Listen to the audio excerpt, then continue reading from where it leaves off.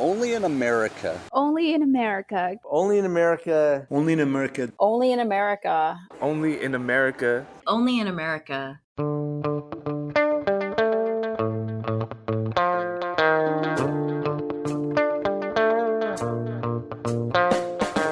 Welcome to Only in America. I'm Ali Noorani. This week, the sounds of support for dreamers, young immigrants brought to the United States as children, come in many forms. People have been protesting in front of the Supreme Court as justices hear arguments to consider a ruling on the case to end DACA. Here to stay! Here to stay! Alrighty, thank you so much. And how one Latin grass band with members from 3 countries is using their unique blend of sounds to advocate for immigrants. Poor baby Moses wasn't but 1 year old when his mama crossed the border. 2 little girls skirting along in tow. He was crying on her shoulder. Their long journeys in was Yadkin County, Tobacco Road, North Carolina, where a grief-stricken daddy prayed through desperate nights. His family'd soon be reunited. Ay, ay, ay, mi corazón, vengan. From the National Immigration Forum, I'm Ali Noorani. As the Supreme Court considers whether to end Deferred Action for Childhood Arrivals, or DACA, the livelihoods of hundreds of thousands of young immigrants continue to be at risk every day. Now, if you're wondering where things stand and how we got here, let me give you a quick recap. DACA allows people who are brought to the U.S. as children to remain here and get work permits which are renewable every 2 years. DACA recipients, who are often known as dreamers, are pursuing their dreams in America while contributing to our communities and our economy. The fact is, they have considered this country their home since childhood. But 2 years ago, the Trump administration announced that it would rescind DACA, effectively ending protections for hundreds of thousands of hardworking young people. Since then, court rulings have provided temporary protection, but have only postponed a final decision. Now, the Supreme Court is expected to make its final ruling this coming spring, which means a permanent solution from Congress is all the more important. Now, I could go on and on about the ways that dreamers individually and as a group have made our nation a better place. But, as you well know, it is a lot better to hear about the contributions of the immigrant community from the immigrant community. So on the morning the Supreme Court was hearing arguments about the DACA case, I had a chance to speak with Jose. He was one of a number of DACA recipients who work for Microsoft who had traveled to Washington, D.C. to share their story. Jose, where are you from? Originally from Jalisco, Mexico, but I was raised in Los Angeles and live in San Francisco now. And what do you do now, Jose? So I do product management and sales technology for LinkedIn, one of Microsoft's brand. So when did you get your DACA approval? I got my DACA approval when it first came out, back in July 2012. How did your life change? It changed. It was an impactful moment just because before that I wasn't able to apply for any jobs, and I was in school at Berkeley, and one of my goals was to get into the business school, and not being able to apply for internships, and I had to compete with a lot of other individuals who were working at Morgan Stanley, Deloitte, and a lot of great companies that I didn't have the chance to, and I wanted to contribute to. So it really was an amazing experience to be able to do so. And actually my first internship was working for Morgan Stanley in the wealth management department, which was, to me, it was incredible. I remember sitting in one of those beautiful buildings that I used to see. I used to go clean with my mom when I was younger here in LA, and then just being overwhelmed with the amount of things around me, but also felt really blessed to be there. How has DACA changed your family's life? What does your mother think now? My mom was very proud. It's changed her life in the way that I can support her because I'm able to get back to her, which is something that I always wanted to do.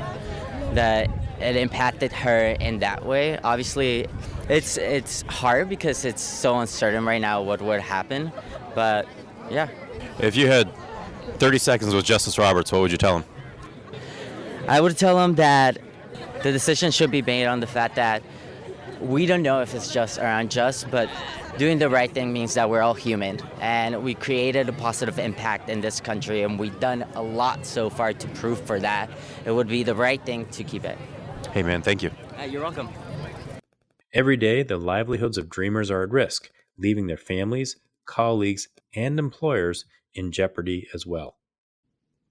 The fact is that the majority of Americans support a solution that allows dreamers to remain in the United States, keep contributing to our economy, and eventually earn citizenship. We've been waiting for years for Congress to step up and fix this issue once and for all. They are well past due to take action.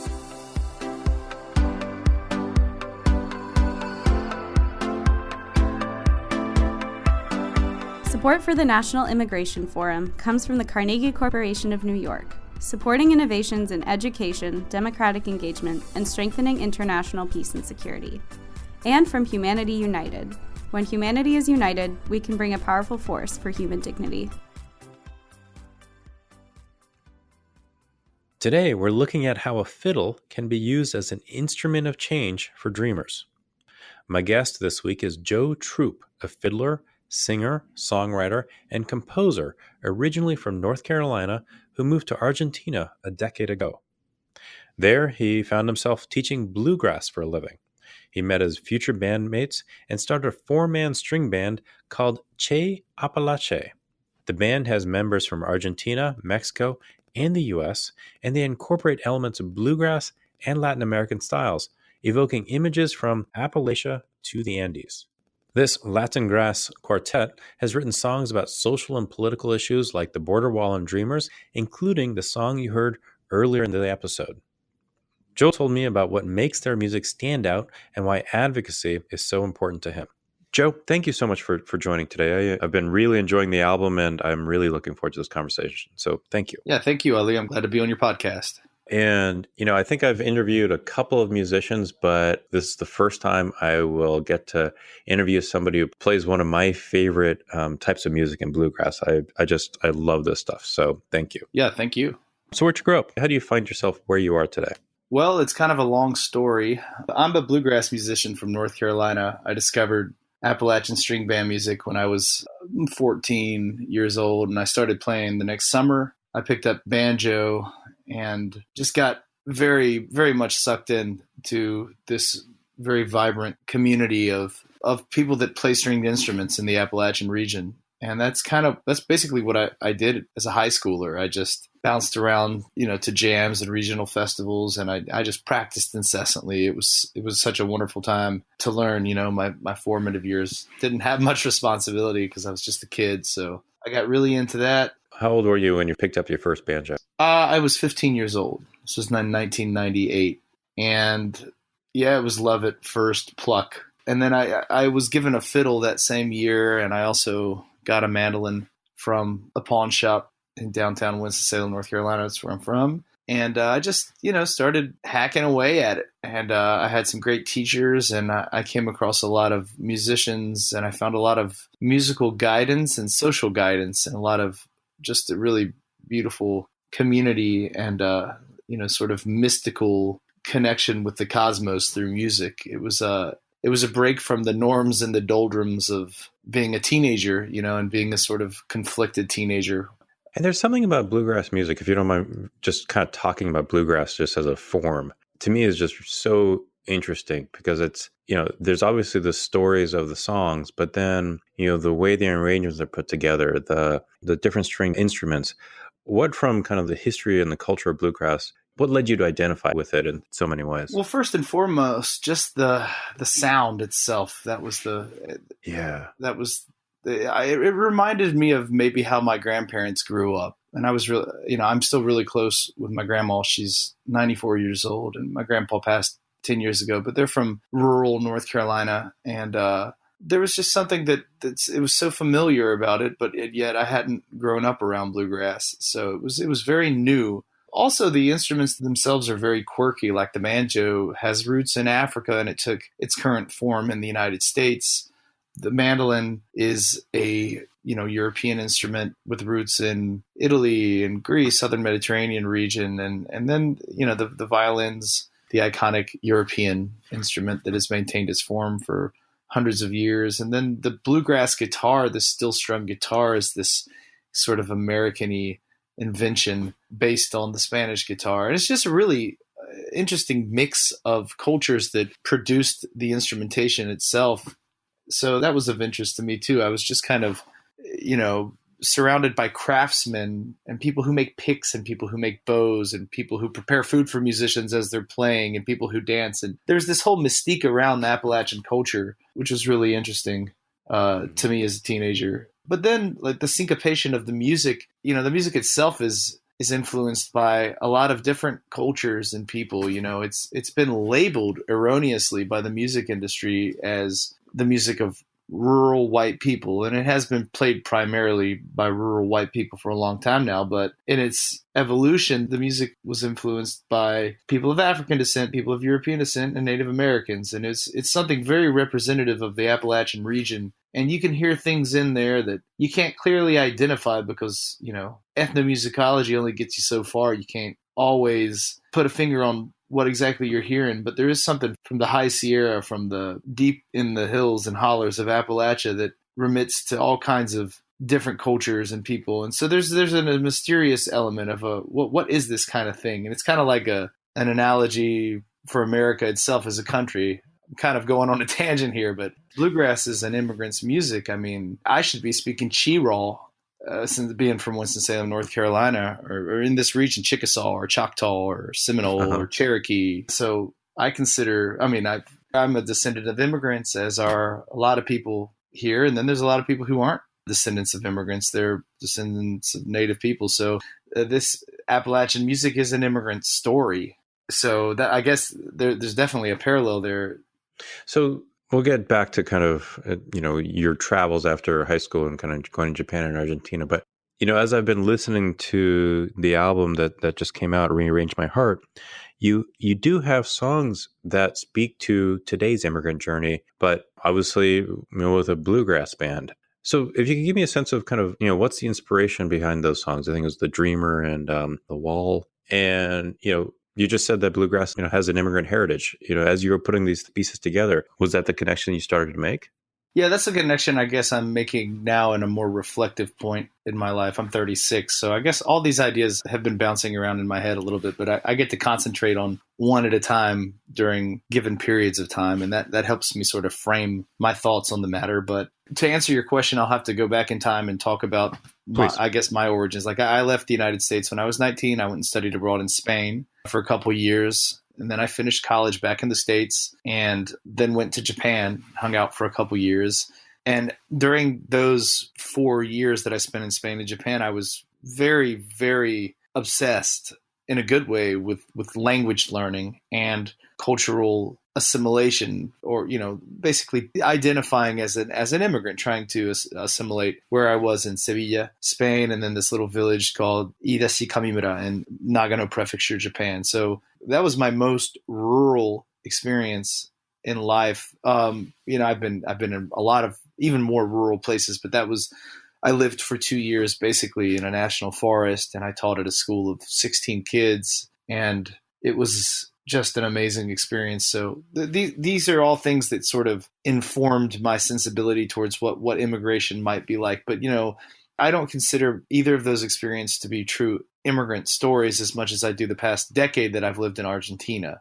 That's where, I kind of made this decision at 26 to just sell everything I had in the States and grab a suitcase, my fiddle and my banjo, and move to South America. And I did that. I moved to Buenos Aires, and I had no intentions of staying 10 years, but I also didn't have a plan because I'm not a guy with a plan. I'm just kind of like a let it flow kind of person. So I ended up there, and over the past 10 years, I've been teaching Appalachian folk music to whoever wanted to learn it. And I had students from all over the place in that, mostly Argentinian, but also, from Mexico. Like the banjo player in my band was a banjo student. He's from Mexico.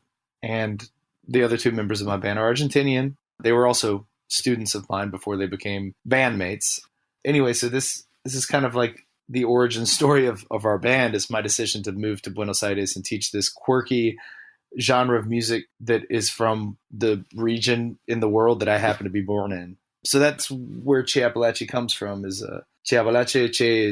Means the people in Guarani, the indigenous language of that region. But in Argentina, it's used to substitute someone's name in casual conversation, like Che. Hey Che, hey man, hey gal, hey you. And Apalache means Appalachian. So it's basically a tip of the hat to the fusion of Appalachia with Buenos Aires, or with Argentina. And this band came out of my immigrant story because I'm a permanent resident in Argentina. I went through the immigration process. I married. My husband is Argentinian, and I have experienced all kinds of bureaucratic hoop jumping and all kinds of stuff that immigrants would go through. Of course, with the privilege of having an American passport and being from a first world country, but nonetheless, I tried my hardest to get an authentic experience, an immigration experience. So those experiences, how do you take those experiences, the miles traveled and the years spent overseas? What perspectives does that provide you on the U.S. immigration debate now, and how do you express that perspective through the music? Well, immigration is a principal theme in my life because 14 of my 36 years, the better part of my adult life, I've been living overseas. And that allows you to cultivate empathy for people that are going through an immigrant experience, because it's humiliating being in a place the first time you have to buy cheese at a mom and pop shop in your neighborhood, and you look like a fool because you said something wrong, and then people notice that you're a foreigner, and sometimes you get laughed at in public and you don't know exactly what's happening until you've assimilated and learned the language more. And those are just things that any immigrant goes through. Just doing basic tasks can be terrifying. I mean, it sounds ridiculous, but when it's you and it's your humble little life and it's your human experience, it does matter to you. And every immigrant in the United States goes through that. And I feel for them because I felt it a little bit myself. And also, immigration in the United States is linked with a very troubled past, a very nefarious history, post-World War II, Cold War era interventionist tactics that led to the situation that we have now, which is a massive exodus from the Northern Triangle in Central America, Honduras and Guatemala and El Salvador. So there's a lot of food for thought in there. And having bounced around Latin America a lot and seen how current day interventionist tactics and neoliberalism on a larger scale have influenced their economies, I feel like the one thing I can do is maybe write songs encouraging a more compassionate view, a more empathetic view towards immigrants. So that was the idea there. Mm-hmm.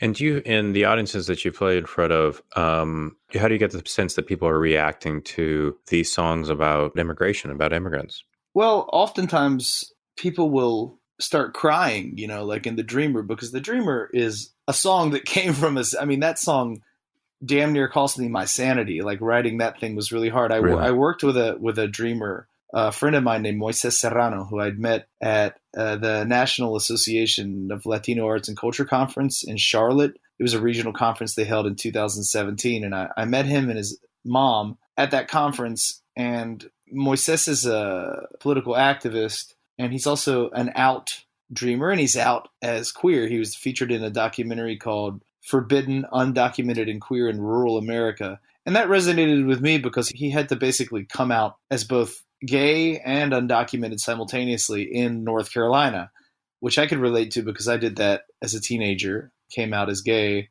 And that was in the Matthew Shepard era. So it was a very different time. And Moises is a bit younger than me, but I admired his courage in putting that out there on film, because that leaves you also in this very weird position of being viewed by people you don't know and being scrutinized by media. And that's another thing I can relate to because I'm a performer. So anyway, I was just like, you're an interesting guy. You're a political activist. I became friends with him, met up several times, and I was like, can I just write a song about you? And he said, yeah, reticently. It was like, okay, what's this white guy going to say about me? So I went through I learned a lot from the writing process, because I went through some drafts where Moises was like, no, not good. That's not, you're privileged. You can't see it, can you? And I was like, oh God, I didn't even see, I learned a lot about, of course, I haven't been through being an undocumented immigrant in North Carolina, and he has.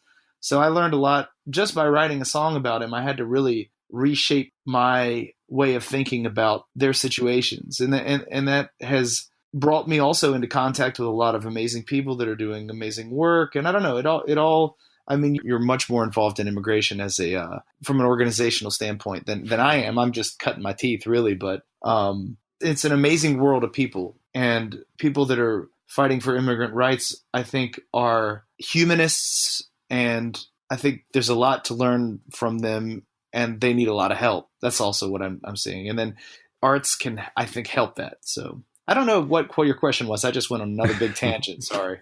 No, but you said something there that I think is incredibly important. And when you talked about the courage that it takes for Moises and people from the community to put their stories out there.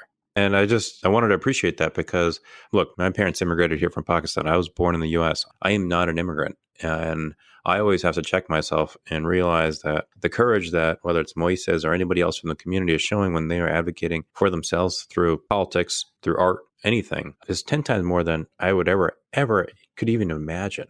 So, yeah, I think that's a really important piece of this. Yeah, it really is. And I don't know. I can't imagine the extent of the paranoia and fear they feel with that process. I went through it myself in Argentina when I was sorting out my resident status down there, because I tried a lot of different ways to get residency before I finally ended up getting married.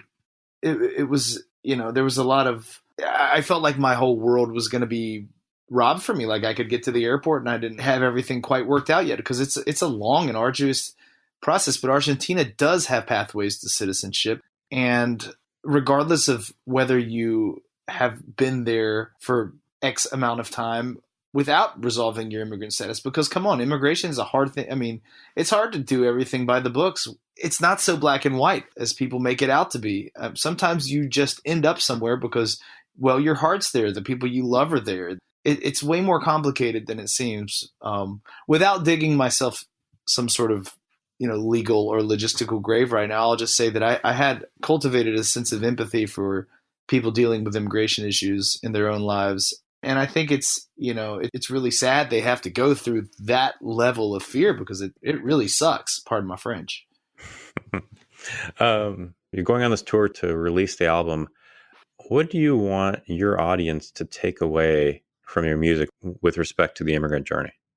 Well, I just hope that people feel like they can contribute to something, whether it's by giving money to certain causes, because, we're going to be promoting certain immigrant rights organizations, the ACLU of North Carolina, El Pueblo, which is based in Raleigh, and Siembra, North Carolina, which is an amazing organization helping undocumented immigrants and providing them legal protection in the face of deportation orders, and also giving sanctuary to people in those positions. And I would hope that Che Apalache can be sort of a bulletin board for immigration, because we come into contact with a lot of people because we change cities every day and we're on the road, and musicians have that unique position of kind of being informants and also messengers. And I believe in that cause. I know that we can do that, and we can put symbolism out there that speaks to people, and then they can organize, because most people live in one place. Most people don't travel every day. Musicians, we travel every day. We lead very odd lives for most people to wrap their heads around. I mean, they'll glamorize what we do and think it's awesome, which it is, but it comes with a lot of sleeping on airport floors and losing luggage and dealing with immigration lawyers and stuff too. That's, and work visa stuff when you're an international band. There's a lot of stuff. But anyway, that's just to say is we do feel strongly about providing some sort of message for people that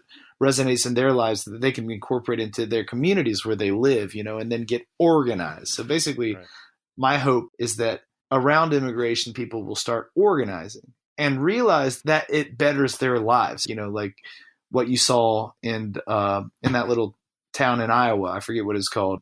Storm Lake. Yeah, Storm Lake. All right. I mean, when you see a community come together and reject division-based politics and really keep humanitarian goals as focus, then you see that their lives have more meaning, and that they're happier people, and that life is better.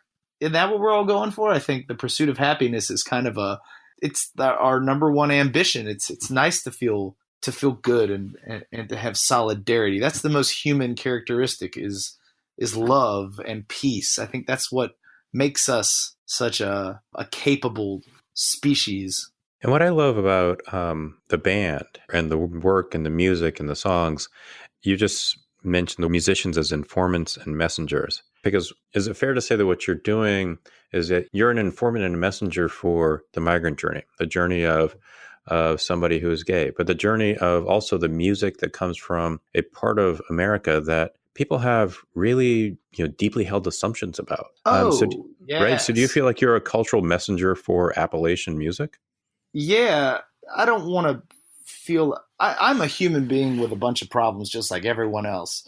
So I don't want to feel like I'm the next Messiah or any of that bull. I mean, it really. But I've heard you play the fiddle, man. I mean, come on. I do what I do, and I could send you a list of 100 people who do it better than me. But I do feel now compelled to put it out there on a larger scale because I feel like I have a calling. And when you have a calling, it's like faith. You just you decide what you're going to do and you do it. And so I feel like Che Apalache, we have a calling right now, and we're relevant and useful at this current moment on a symbolic level. And with regards to Appalachia, that's a very important point you made. I think that in the Appalachian region, there's this dichotomy that's been perpetuated for way too long that says that, like rural Appalachian people of all races cannot share spaces with immigrants. And that's just not true because they are the ones that share the most space with immigrants. I met a guy at a fiddlers convention a couple weeks ago, the old Galax Fiddlers Convention in Galax, Virginia, southwestern Virginia. He was from, I think, around the Charlotte area of North Carolina. I'm not exactly sure where he's from.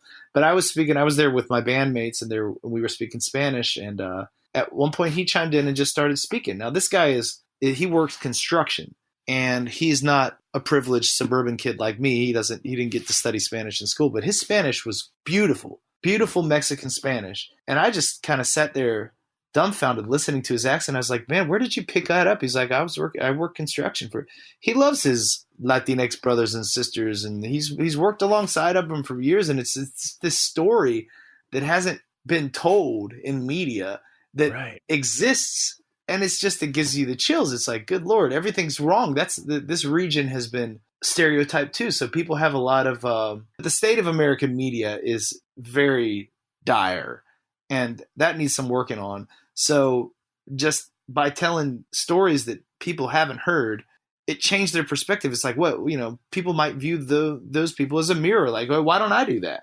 I'm in the same situation. It's that story of you meeting the fiddler at the Fiddlers Convention in southwestern Virginia who speaks Spanish. Those are the stories that need to be told, because that's a real person having real relationships with their community that are surprising. Yeah, and I would really like to see a documentary done on those kind of people. I have those ideas like, God, people should put this out there, but there's, it takes a lot of production, takes a lot of money to put something together masterfully and put it up online. And it's hard to get stories out there sometimes in a way that people would consume them, because you have levels of production that cost a lot of money. And, I'm in that racket too. Show business takes a lot of resources, and it's an uphill battle sometimes if you want to do something of quality. So it'd be nice if our other artists, particularly filmmakers, because it's such a visual world, if filmmakers could start, or continue, some of them do. I don't want to say there's no one doing this, but if there was a big push to make audio-visual creations that highlight untold stories, then we'd be in a very different situation. And there is a push to do that. I'm saying it's a movement. It's a budding movement, but it's still fledgling, I think, compared to the big media machine. Well, Joe, thank you very much for sharing your story today. I really appreciate it. I have one last question for you. Sure. And that is to finish the sentence. Only in America, ... Wow. Only in America can we recreate ourselves. Thank you. That's beautiful.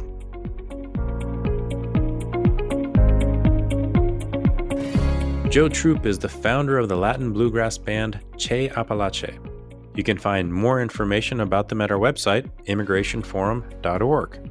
And if you like what you hear, subscribe to Only in America and leave us a review. Because it's musicians like Joe, leaders like Jose, corporations like Microsoft that will urge Congress to move forward with a permanent solution for dreamers and their families. Only in America is produced and edited by Emily Chow, Joanna Taylor, and Megan Wetmore.